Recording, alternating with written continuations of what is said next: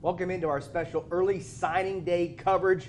They call it early, but it's really the main course, right? At this point. Yeah. All right. In fact, the third Wednesday in December is so important. We have double trouble tonight during sports and extra coverage. How about this stat? I stole it from this guy. Over 90% of the top athletes, according to 24/7 Sports, were already verbally committed heading into today. So I had to put pen to paper, but all that talent's coming off the board. Yeah, way more popular to do it early these days instead of waiting till that regular signing day in February. In regards to the Aggies, over 20 players entering the transfer portal since the season ended sort of overshadowed the future of this program. What head coach Jimbo Fisher and company were trying to build on the recruiting trail. But I think it's safe to say Fisher and A&M certainly opened some eyes with the ways they closed out this cycle. You got that right. Three big names signing this week include our very own Chance Johnson on your screen right here, the College Station outside linebacker putting pen to paper this afternoon. Then you have wide receiver Micah Tease. He's a one-time Arkansas commit out of Tulsa, Oklahoma. He is Aggie land bound. And then you have former Ole Miss commit and quarterback Marcel Reed. He decided that maroon and white was best over those Rebels up in Oxford, Ben. Yes, sir, and here's a look at the class as a whole so far. Right now, A&M stands number 14 nationally. Keep in mind, though, with a smaller class, only 18 commits, which is a small class.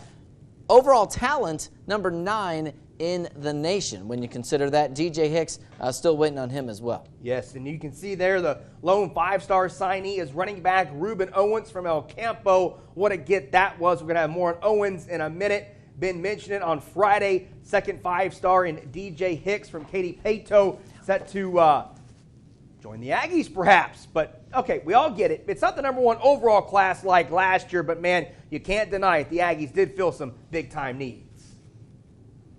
I think just constantly staying with relationships and staying there and being consistent for guys and showing them nothing changes. Like I say, no matter what happens, the consistency in what you recruit with, the person you are, and the relationships you have is what it gets down to. It's never over till it's over. It's ever changing and things go on. And if you're committed, I respect that, but we'll always call once a week, check in, say hello, and if you're open to be recruited, okay. And if something changes, let us know. And those guys all let us know when they know they thought some things would change, and were very open to, because of how the recruitment was going at other places and things like that. So kids saw, I think in recruiting, no one panicked. No one said, "Coach, we got a chance to have a really good team. We want to come in and contribute and play," and end up being good. So it never affected anything.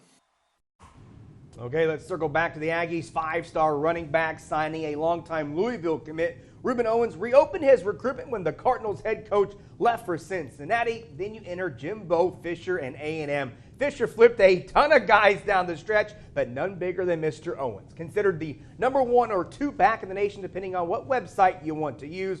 Owens had one heck of a career at El Campo. The 2023 Army All-American rushed for more than 7,000 yards in high school to go with over 100 touchdowns. Now he looks to earn that starting job as an early enrollee with Devon A-Chain headed to the NFL.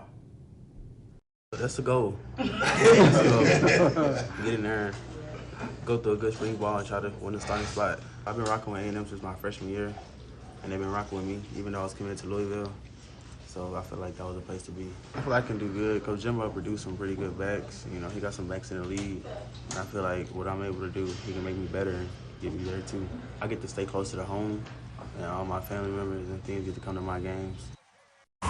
And just down the road from El Campo, Dalton Brooks is a proven stud and a proven winner out at Shiner. He's a 4-star who will start off at safety for A&M, a top 75 prospect nationwide. He played on both sides of the ball for that two-way powerhouse, helped the Comanches win back-to-back state championships undefeated the previous 2 years. He was the offensive MVP of that game in 2020, but he can certainly play all over the field.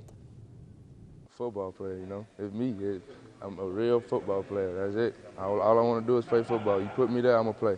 I mean, Brooks did everything. He even sold popcorn at halftime. He played offense, defense, special teams. He was phenomenal. And a lot of people liked him as a running back.